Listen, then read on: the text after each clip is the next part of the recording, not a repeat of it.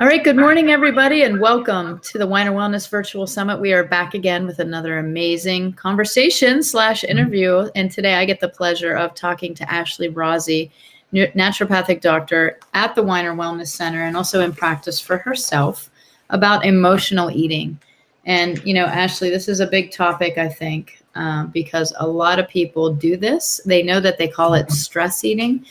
But I've heard more people lately say they're eating their feelings, and I think this is an issue.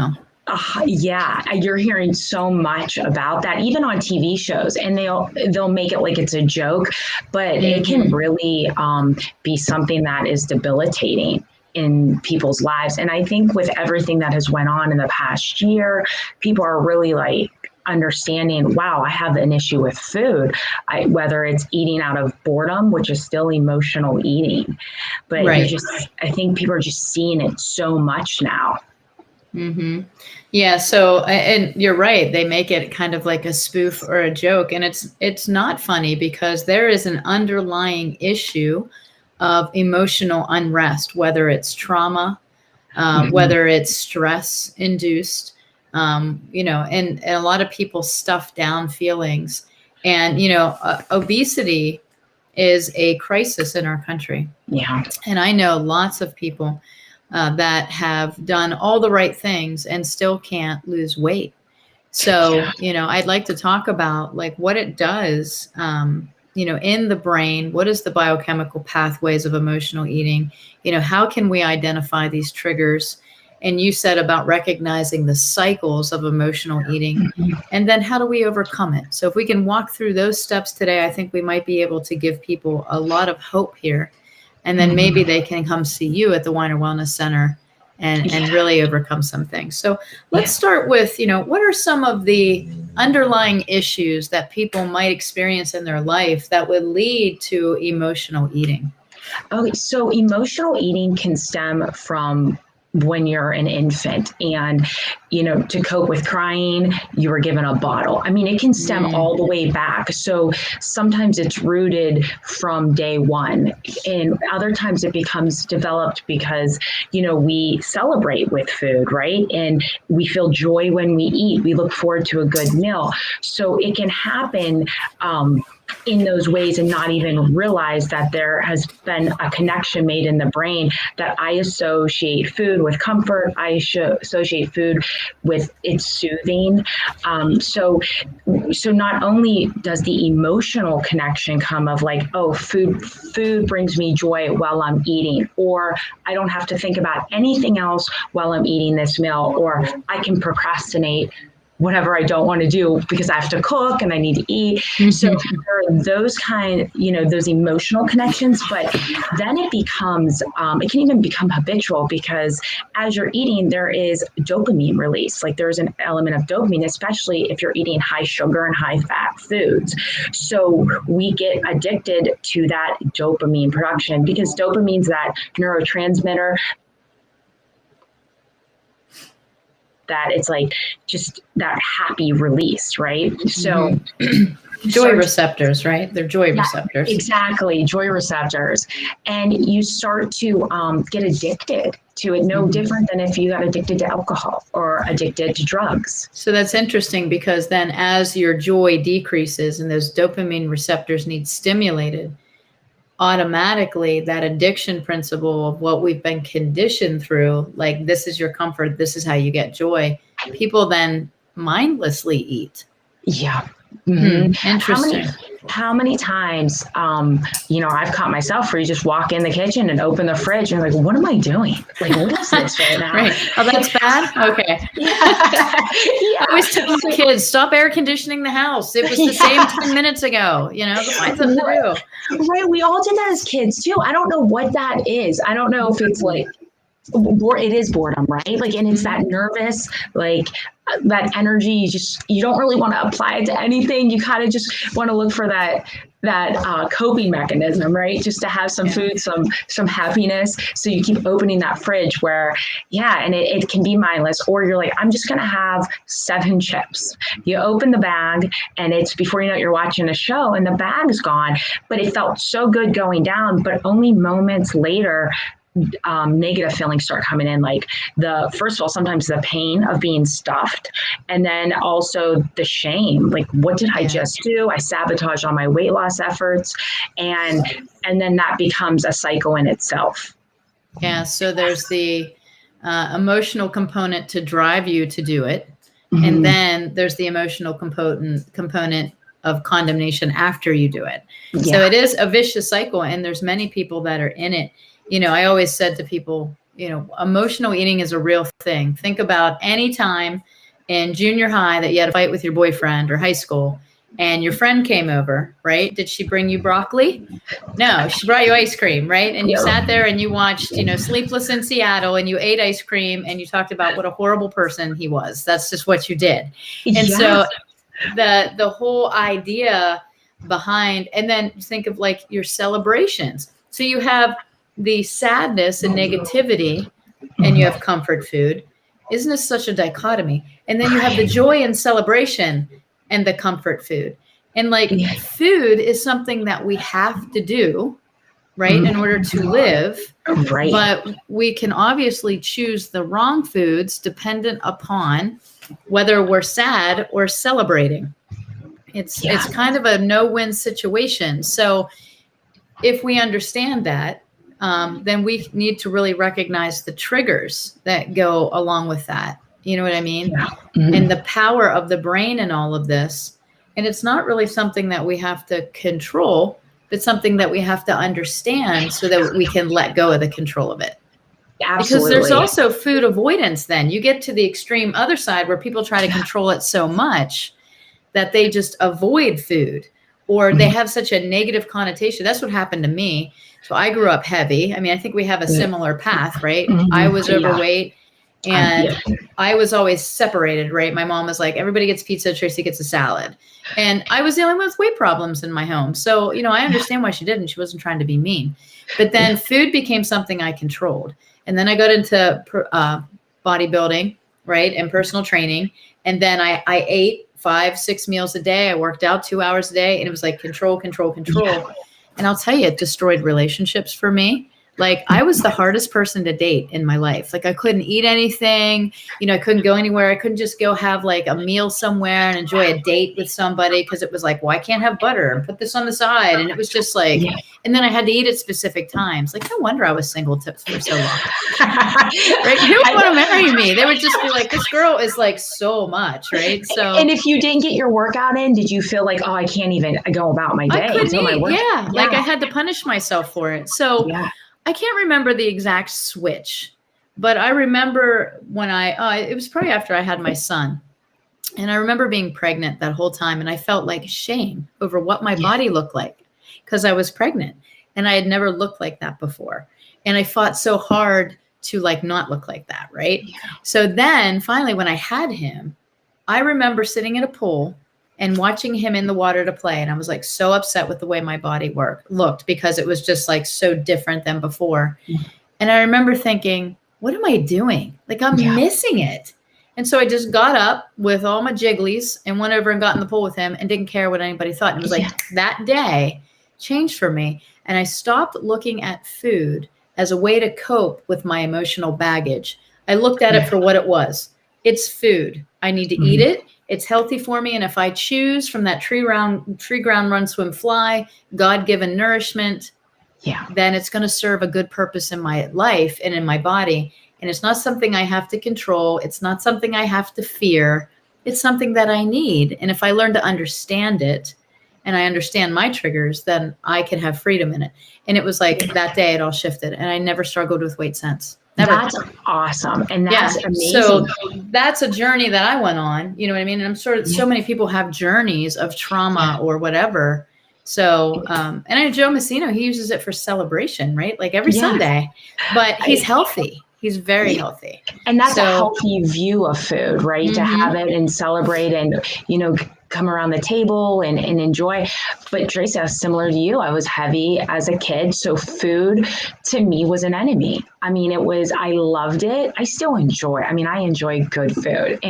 But I looked at it as an enemy because I felt it when I was young, like I enjoyed it so much, but I had terrible, I was heavy and I had a terrible image of myself. So it just became this cycle. And that's the thing, when you can understand it, when you can understand what food is meant to do, and understand that, oh, what's driving me to do this? Yeah, there will come a period of uncomfortability, right? Like as you grow through it and stop using food as a coping mechanism. But that's the same if, people getting off drugs, right? There's going to be a time of uncomfortability, but there's freedom. You at the end of the road, you have freedom. And yes, we need food to live. So it can be more challenging because we can't just say, forget I can't have food. We have to have it to live. But there's freedom when food no longer has that power over you.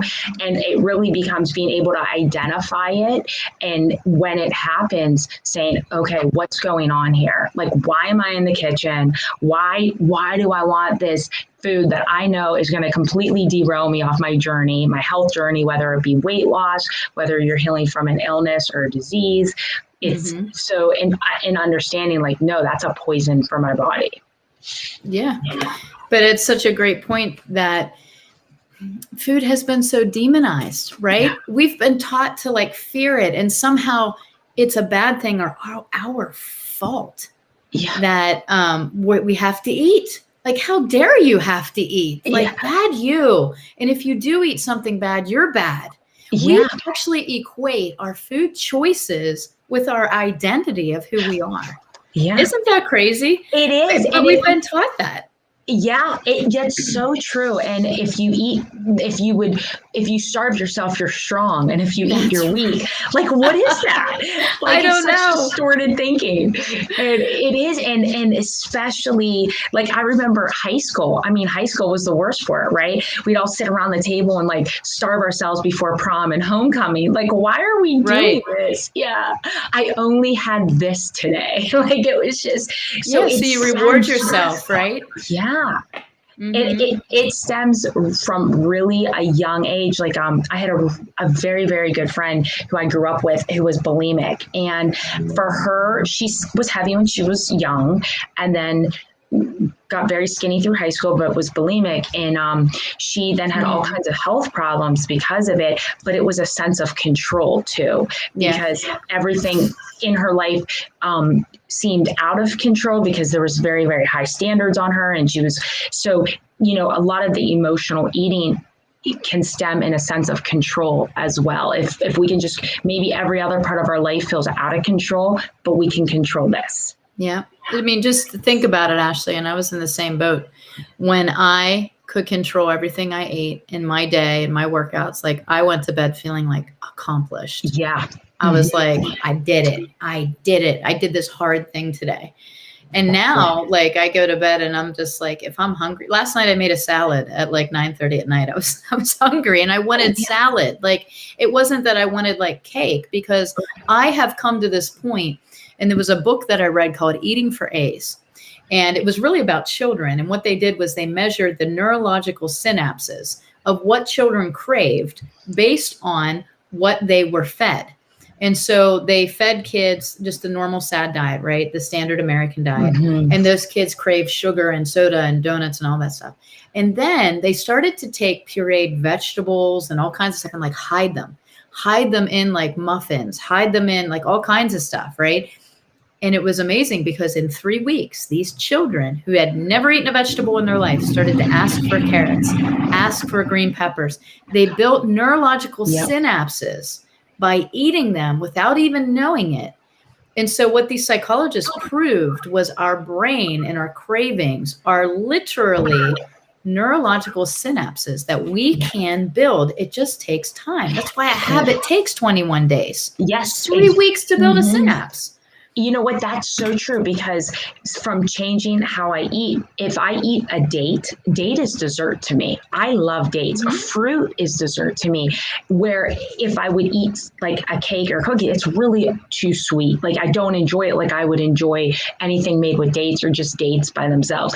Like, you change, you can actually rewire your brain to like healthy food. And I've done talks on weight loss, and I've told the audience that, and I said, I know that sounds crazy, but some people have gotten to such a pattern to have that chocolate every single night. Well, you come off of that and then you introduce raw cacao, chocolate in its natural form, maybe sweetened depending what the person's looking for, maybe a little raw maple syrup, or, something like a natural sweetener, stevia. It tastes like dessert again. But just coming off of that for a month and really loading your body with a bunch of nutrients, vitamins, minerals, you can change the food that you eat. And what you crave, yeah. Well, cravings are really nutrient deficiencies, right? Like look at chocolate, that's magnesium. Right. You crave sugar and salt, you have low adrenal function. Like you can go down the cascade of cravings. But just adding in that raw cacao, now you're getting a natural source of magnesium. Yeah. You add in that maple syrup, now you're getting a natural source of iron. But I wanted to talk about something because you said something and I wrote it down and on my paper that looks like this of all my notes. Look at that. It's like terrible. That's like my home notes. I know they're all over the place. And I have arrows and I draw things and, you had said something about, I think it was cravings and just choosing a this for that type of thing. And that's what I usually tell people, like, you're going to come into this and you're going to think like, oh my gosh, like I'll never be able to do it. It's so overwhelming. So even for moms, like trying to change their kids' diets, I'm like, listen, don't go into the state of depriving them. Like you don't want to deprive your children because anything that you're depriving a kid of, they're going to want more. They're kids. They don't have the abstract thinking, you know what I mean, at children. Yeah. And so normally what I do, I'm like crowd out the bad, and make it a household change. Because even if that child is demonstrating weight, the other child may have something like ADHD. The other child might not sleep well at night. They're all symptomology, all of them, including the weight. Of nutrient deficiency and toxicity. So the symptom is different. The root is the same. Deficiency, toxicity. So it's a household change. And I used to have a group called the Healthy Kids Club, which I did on a grant from the 21st Century Grant.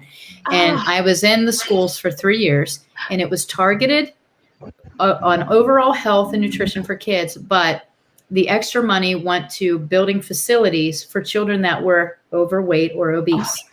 Because they didn't want to intermix with the athletes. It was kind of very intimidating. So we kind of gave them their own space. Then a lot of those kids went and became athletes.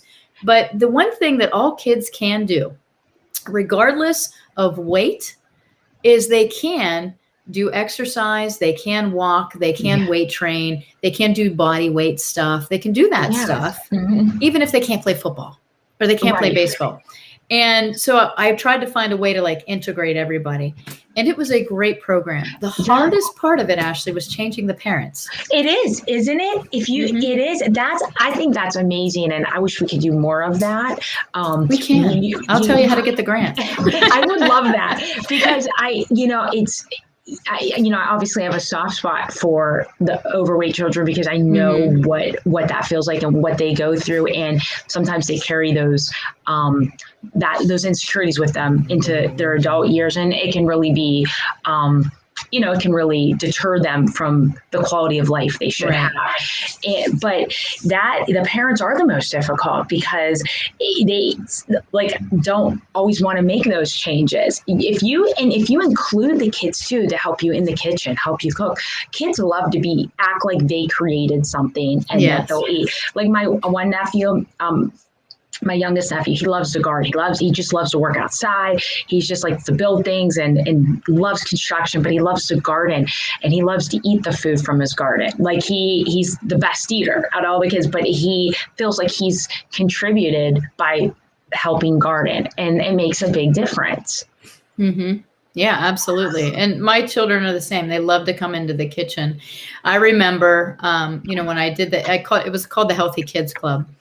And I started 2 days a week in my personal training studio then, where these kids that were part of it in school could pay like $6 and come work out for a half an hour twice a week. And I had different age groups and different activities. And so these parents loved it, right? And I remember a parent walking into my facility and I could see her through the window coming in with her child who was very overweight. The child had a McDonald's bag. and the mom was butting out a cigarette in my parking lot before coming in, right? They sit down with me, and the very first words out of this woman's mouth, she looked at her child and went, "He's fat and you need to do something about it." She said that? Yeah. And I was like, okay. I said, the very first thing I like to do is talk about parents and what we can do as a family to make changes. You know, what is your timeline availability, and what is your, budget availability? What foods can we change and incorporate? What household things can we change and incorporate, like family walks and things like that? Yeah. And she literally was like, "Well, I didn't come here for me to do something. I came here to pay you." And I was like, Wow. "Well, I can tell you, that he didn't drive himself to McDonald's. You did." And I was like, children are a product of what we bestow upon them. We imprint upon them the habits that we have. Now, it's not a criticism for parents, because I'm busy too. And sometimes Fridays we order pizza. That's just life, but I try to demonstrate a healthy lifestyle. It doesn't always work. My kid wants to eat Cheetos. My kid wants to eat a hot dog. Like, they're kids, right? Right. But overall, we try to cook our meals at home. We cook them breakfast and dinner, pack their lunch. Sometimes it's a fight, because my 11-year-old wants to eat school lunch. And so we have those days where, they can go in and pick some things.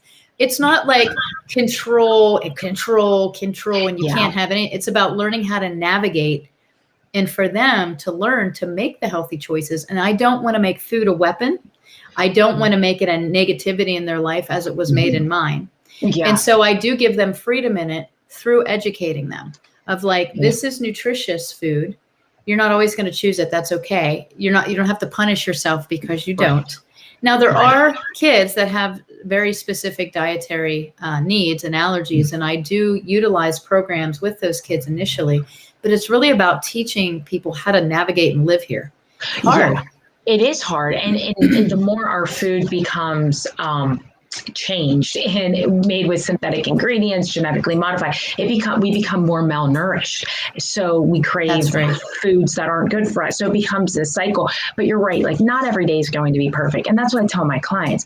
But it's really progress over perfection. If it was a better week, then it was successful. If it was a better day than it was the day before, then it's successful. And maybe you celebrated one day and had food that wasn't maybe the best. That's okay, as long as it's not every single day. And learning, you're right, learning how to navigate. That's the big thing, because sometimes I think a lot too with people who struggle in weight, it's an all or nothing. So it flows from the ends of the spectrum, and you're like, no, that's that is disordered eating. I have to share a text message I got today because it's so funny.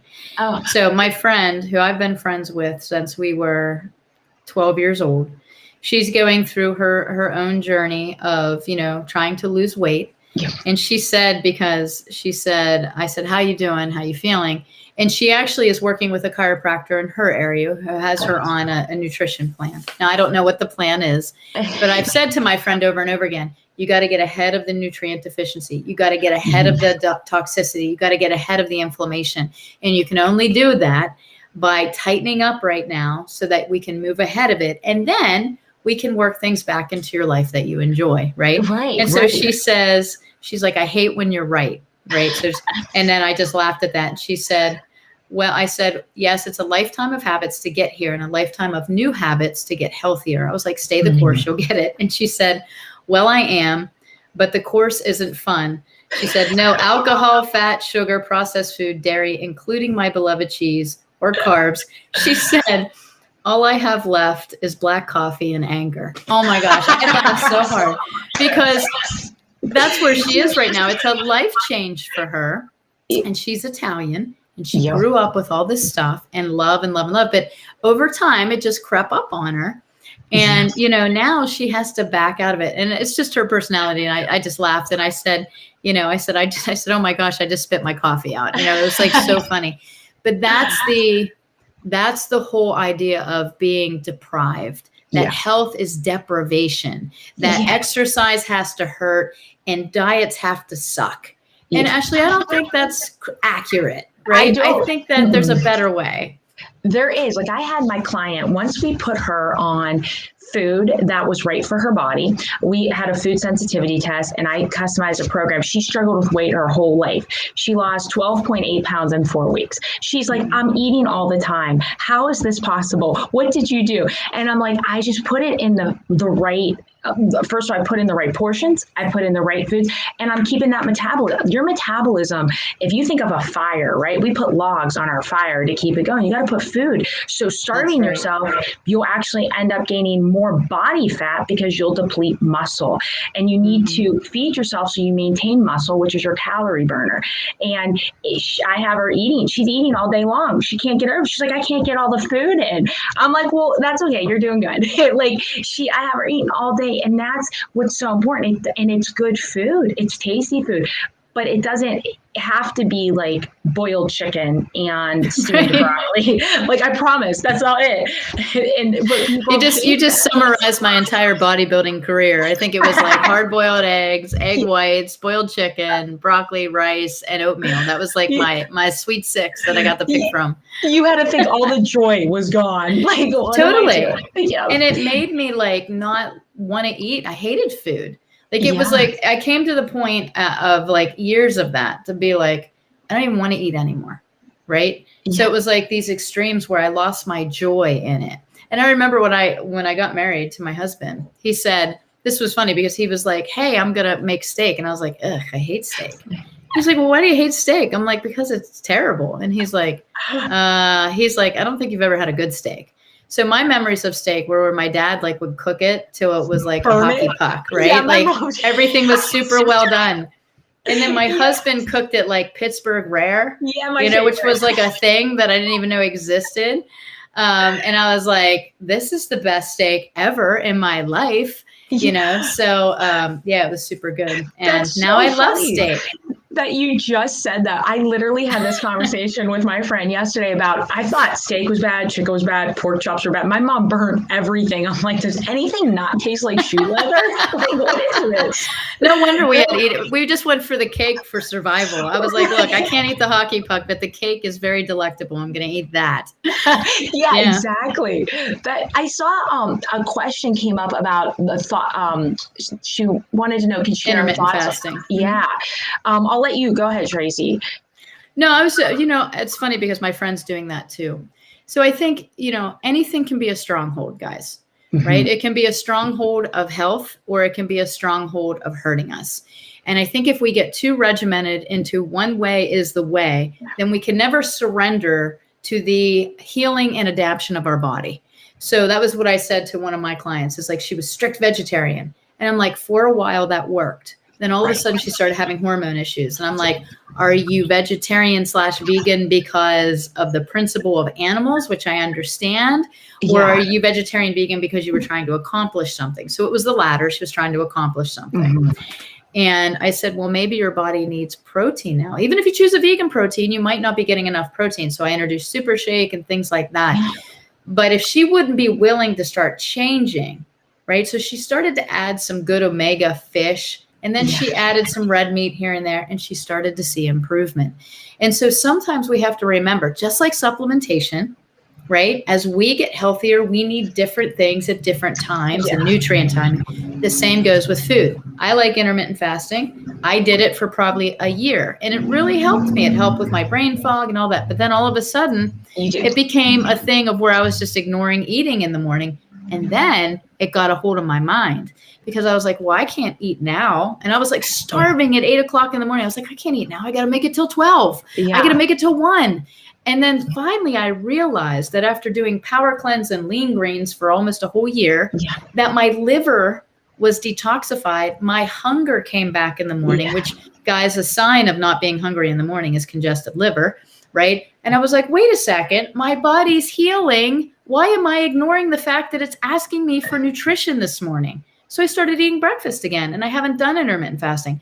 And guess what? I didn't gain any weight. I actually lost weight.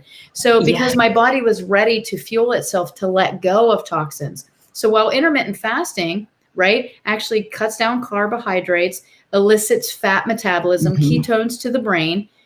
But what happens if we do it too long or too much? then we lose nutrition, we lose nutrients, and then our body's like, time, I can't do that. I can't do this anymore because I don't have enough fuel to push these toxins out. Again, it's all about balance, guys, right? And listen to your body. We've been told so much, Ashley, not to listen to our body. I know. It's like, ignore that, punish yourself, have pain. Like, intermittent fasting is great for a time being. It's not something you're going to want to do every day for the rest of your life. It serves the purpose for a time. And you usually know, like you said, when that time's up, like, you're so hungry, like, what is going on? And not to deny or deprive yourself. Like, sometimes your body just needs a break from eating like that. Just, maybe you had a big week of, it was vacation, or you traveled, or it was the holidays. So then maybe come back with some intermittent fasting for a little while. Like, so it's nice to use intermittently. That's right. That's what it's called. It's like supplementation, right? It's to supplement a healthy lifestyle. Intermittent fasting is to do intermittently to a lifestyle that's healthy. Yeah. The other thing I see, Ashley, is that people do intermittent fasting. And, I'm not talking about anyone streaming or whatever, but some people that I've seen will like intermittent fast and then like go to McDonald's. Yeah. Like, that doesn't work either, so make sure that you're putting it in at the right time, the right amount. And not over or underdoing something, especially underdoing nutrition and overdoing deprivation. I think that's one of the issues with our health industry. And it puts a stronghold in our mind of like, I can't eat, or I can't have, or that's too many calories. And for me, I had to get like free from food. I had to get over my fatophobia. Like, it was just like so much stuff. And that all came from control for me. Like, I needed to control things because things when I was younger were out of control. So one of the triggers can be control. Another reason of eating can be anger. Another reason for overeating can be sadness. Another reason for emotional eating can be boredom. Loneliness. So, some of those triggers, and if you guys know of any triggers that are streaming with us or something that sets you off, like, put it in the chat, because it'll bless somebody else, because we're just having an open conversation about emotional eating. And this is an important topic, especially for children. Yeah, it is, because, especially in kids, home life that's unstable, or where for me food was very comforting. Everything around me was chaotic, so that was the soothing. It was comfort. And we learn that. And then as our adult life comes up, when things are chaotic, or we're dealing with people that maybe they have a lot of unstable emotions, right? Then we're like, whoa, we need to self-medicate. And food is something people it's not looked down on like drugs or alcohol, where because everybody needs food, but food can be just as crippling as drug or alcohol addiction. Just the interesting thing is that people that suffer from food addiction or emotional eating or are overweight, they are looked at as like demons, right? People just have such a, how can I say it, a negative idea of people that struggle with weight or are overweight. Yeah. And they are discriminated against. They are hurtful things are said. Whereas an alcoholic or a drug addict can hide it. Yeah. They can hide it. They can be a social alcoholic or a social, drug user, recreational drug user. But somebody that really is suffering from emotional eating and is overweight because of it, they can't hide it. Yeah. Then they get blamed for it. Like they're doing something wrong, or they're just gorging themselves. And sometimes it's just, there's an emotional component that they literally can't control it. Right. And you never know what somebody's going through. And that's what I always try to say is also like, so many times I had a weight loss clinic years ago, and, mostly my ladies, that would come in, they, were struggling with their weight, but they were only eating one meal a day. They weren't over, and their body was just so malnourished from not getting the right food, for not getting enough food. It slowed their metabolism down to, a crawl. The thyroid was suffering, and then not to mention the hormonal issues. And it was so sad because they are, being judged, things are going on, and they're like, well, I don't understand. I'm not even eating. Why is it?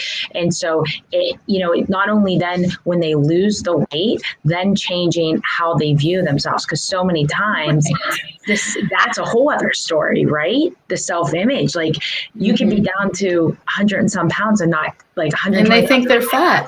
Yeah. And that's a whole other, it's an unhealthy view of themselves. And, that creates an issue. I remember I went to a seminar, and he was a chiropractor from California that we were all talking, and he had one of those like weight loss. It was back in the day when they were like, just came out, like the laser lipo, but it was something like that. It might have been the lipo, but it was before they were like made their way all the way over here. So it was that, and he said, do you want the machine? I'll sell it to you. And I go, no, why? He goes, I don't want to deal with weight loss anymore. I'm done. I'm totally done. And and I said, why? He said that the way they look at themselves, like they are so skinny and they don't see it. And they're like, oh, I have this here.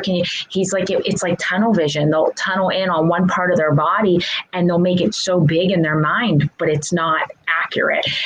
True confession, girl. I mean, I look back at pictures of myself in my 20s and 30s. And I used to think I was fat. I was like, what was wrong with me? Like I had no fat, you know?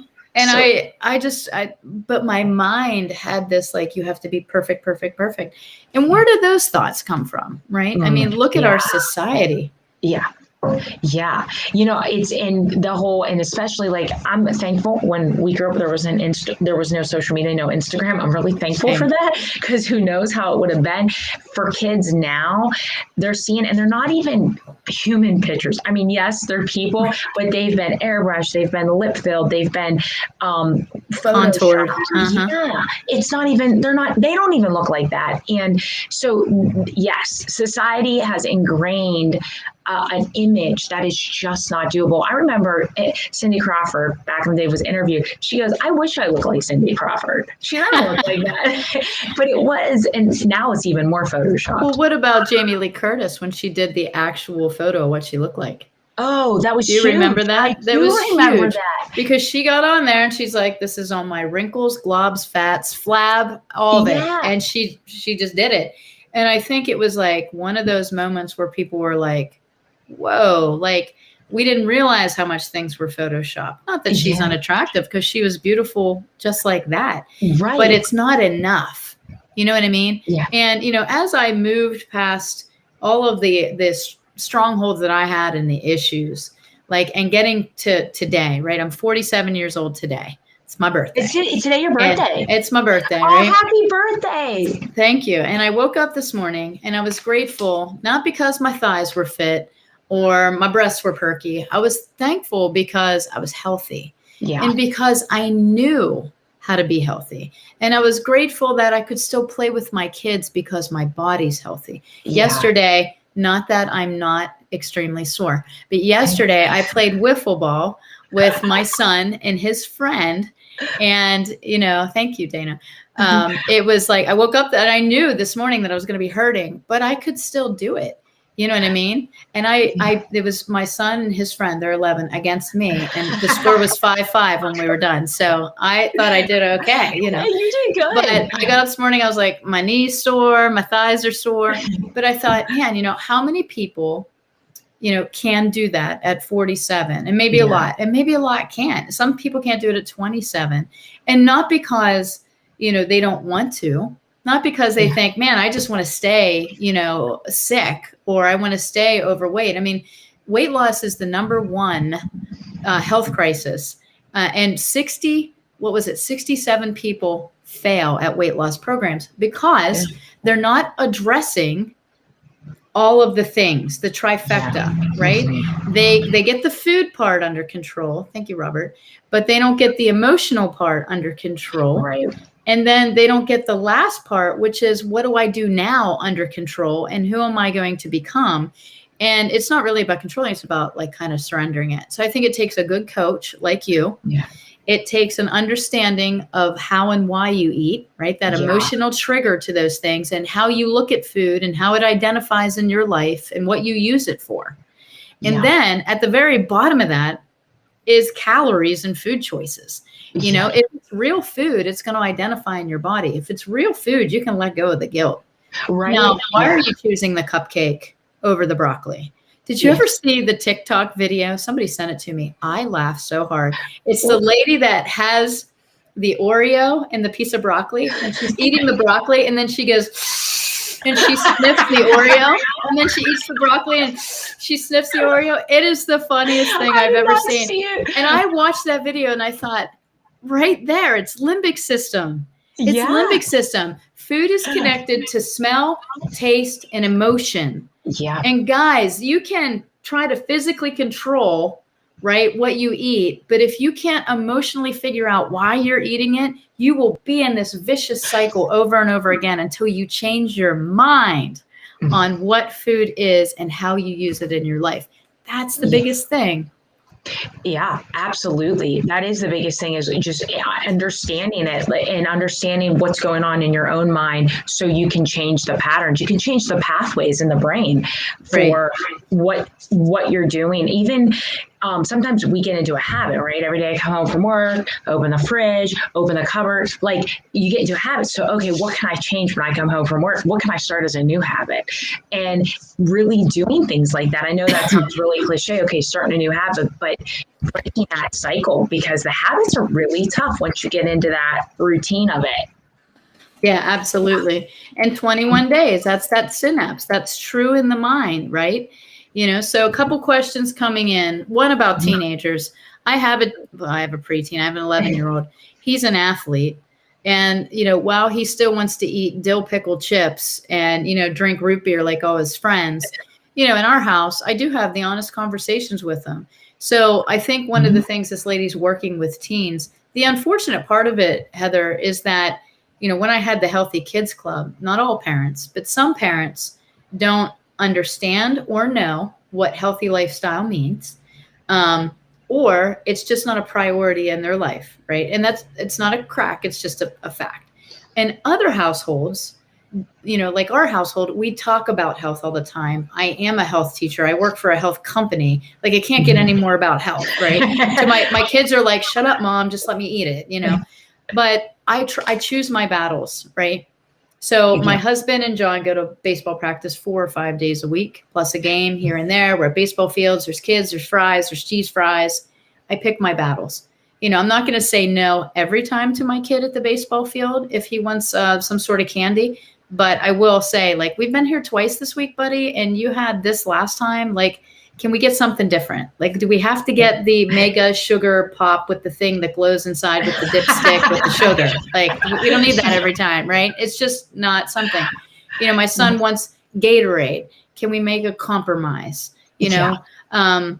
So, and I'll tell him, drink water first. You got to drink water. And usually by the time he's done with the water, he doesn't want the Gatorade. So it's really about, like, and it's effort.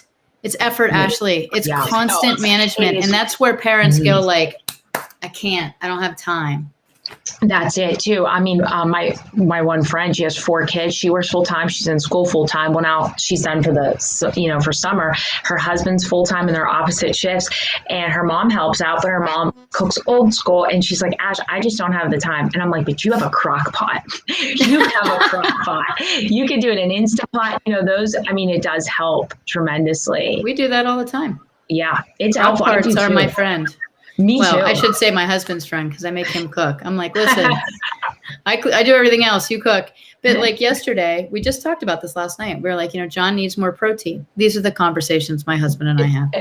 These are We're so weird. You know, I was like, he's like, he just needs more protein. I was like, I agree, because John's starting to crave some things, and he's an athlete. Now, he will take DMG like it's his job every day. He won't go without it. He's like, where's my DMG? Make sure you put it in my water for the game. And I'm like, okay, so right, that's been bestowed in him. Yeah. But now we're like, so Eric's like, let's do a roast. Put it in the morning, 8 o'clock in the morning, 6 o'clock at night, dinner's ready. Yeah. So you don't have to do anything else. I mean, we get the little, you know, organic potatoes. We just throw them in whole. Yeah. Baby carrots, throw them in whole. Onion, chop it up. Put the roast on top. Put the lid on. We're done. Yeah. That's and great. The kids love it, you know. So Ashley, how should someone prepare for their initial consultation with you? Are there a couple of products that you would universally recommend for everyone, because she'd like to purchase them now during Wine or Wellness Week and then come see you?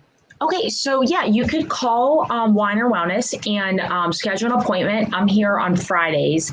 And what I ask though is when you come in for your appointment, don't eat anything 2 hours prior or drink anything 1 hour prior except for water, because I'm going to test your urine and saliva. I want to see how well the gut is assimilating, how well you're eliminating. But yeah, you can schedule. And usually, if there is any type of gut issue where the gut, leaky gut, or people are not absorbing and we need to heal the gut so you can absorb nutrients, I always recommend GI Complete and usually a probiotic, superbiotics, frontier biotics, or SBC if there's a lot of yeast. But I love Power Cleanse. You can't go wrong with Power Cleanse. I would recommend the pineapple coconut. It's very, very good.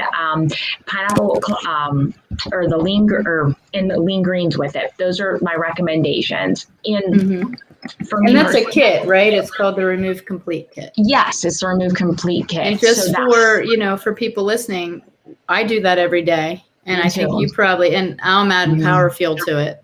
I just try to put everything in one thing. I'm like vitamin D, DMG. You told me to do lean greens in it because I was doing them separate, and it's amazing. And I love the lean greens and the Power Cleanse. Yeah, so I might have to try the Power Fuel in it, but I love it, and it holds you. Like that's my breakfast. I don't like big breakfast, so that I don't dislike, but not when I'm. That's like a vacation. Well, I think it's the same thing, right, Ash? I mean, you're going to work, you got clients coming up. I'm the same way. I hustle the kids out. My husband takes them to school. I come up, I got to get a shower. It's like boom, boom, boom. And so shaking up the lean greens and Power Cleanse on my way up the stairs, super easy, right? Yeah. And sometimes I need Power Fuel to increase my ATP and get my electrolytes up, if I know I'm going to have a long day. So that's an easy thing. And you can use that, Grace, if you want, as a meal replacement, because it is a full macro micro panel, or you can as it as a snack. In between meals. So however you want to position it, Yeah, it's great. I mean, I love that shake. That's my favorite. I do use Super Shake too in between for extra protein and just trying to keep adequate amount of protein. Talk about that point and I want to give kudos to Robert. He said his son loves the best way and he still plays college ball. So that's great. And protein is good for everybody, but talk a little bit about protein in women. Okay. And how that can help offset some cravings. Yeah. So if you have enough protein, and you always want to pair your protein with your vegetables, right? So you don't have any issues with glucose. You're getting that good fiber, which is a prebiotic for your gut bacteria. So in the better and more diverse gut bacteria you have, you're able to maintain a healthy weight and lose weight. And there's so much research and studies done on people that are overweight or obese. They just don't have a good gut bacteria. So really targeting that bacteria, those probiotics. But protein is, like I said earlier, protein will build or maintain your muscle mass. Muscle is crucial. Your heart is a muscle. Muscle is your calorie burner. It supports your bones. The more muscle you have, the healthier you're going to be. You're not going to age as fast. You're not going to, a lot of times in aging, we see the back start to hunch and people start dealing with they start shrinking. But the more muscle you have, that's going to help prevent that. And you're going to feel healthy. You're going to feel younger. It's, having adequate amount of muscle and having enough protein will help with hormonal balance, help keep your cycle regular by having the right nutrients. Really absolutely. And that's where cravings come from when we're deficient in something. And it can be something as simple as protein. As women, we don't get enough protein. We're not normally carnivores. We go out like men like meat. Women are like, I like vegetables, which is great. You want to have those, but eat a steak, ladies. Eat a steak or drink a shake. That's what I do. I'll do shakes a lot and then I'll have my dinner because my schedule's kind of crazy and I'm doing consulting for different places. So I will have, but I know I need that. There was a time in my life where I was doing a lot of collagen. Collagen is great, collagen protein, but it's not a complete protein. And at this stage of my life, I was running like a keto diet, I felt terrible and I did it for a while. I did it for a long time. It was like August to February. I never felt good. So I had a bunch of blood work done and my globulin was alarmingly low. And I wasn't getting enough protein because all my protein was coming from collagen and it wasn't a complete protein. So it's great to add collagen in, drink bone broth, have collagen shake. I mean, it's great, but also you need other protein, complete proteins. Yeah. Absolutely. So guys, this whole lecture is so important just to understand, triggers to why you eat, to understand that food is fabulous. It's not something to fear. And that getting with the right coach to help you overcome some of the nutrient deficiencies and get rid of some of the toxicity that might be leading to unstable hormones or even unstable dopamine in your brain, causing highs and lows, and also, causing you to emotionally eat is very important. And you can meet with Ashley at the Weiner Wellness Center and see her. You can do tele appointments now, Heather. If you're not in town, she can do that. Obviously you can buy pH strips, right? Yeah. Ashley, you can send them to Heather and she can test her urine and saliva. So there are many ways to work with us at the Weiner Wellness Center. Don't think that just because you're remote that we can't help you, because Ashley certainly can do that. Yes, I have clients in all areas that they have their pH strips and we test that way. And yeah, absolutely. So Ashley, do you have any good resources or books that you use to overcome some of the emotional bondage to emotional eating? So the Bible. That's right. I mean, it doesn't get any better than, getting released from bondage than in the word, because it's healing. And that's where the release is. Another great book is by Jay Kell, The Keys to Deliverance, is a really good book. And yeah, those are my recommendations. Mm-hmm. Yeah, absolutely. And, while Ashley is so wonderful at nutrition and, and I know lots about nutrition, we don't claim to be counselors. So sometimes, Ashley, I will refer people out. Yeah. Who may need, just to get some things off their chest or talk about a few things from their past that I'm happy to listen, but I may not be equipped to give you the recommendations in that area. So remember, it takes a village, guys. Weight loss isn't just one thing. You may have structural misalignment and you need that. You may need an exercise program, so you need a personal trainer. You might need a nutrition plan, so you need Ashley. And you may need a counselor because there's a few emotional things that you have to overcome or learn how to deal with in your life. Remember that even weight is a symptom of something in your body that is not quite up to par, right? Whether it's a nutrient deficiency or toxicity or even an emotional thing that you're hanging on to. So we approach the body as a whole. And that is physical and emotional and spiritual. So it's really important that all three of those things are addressed.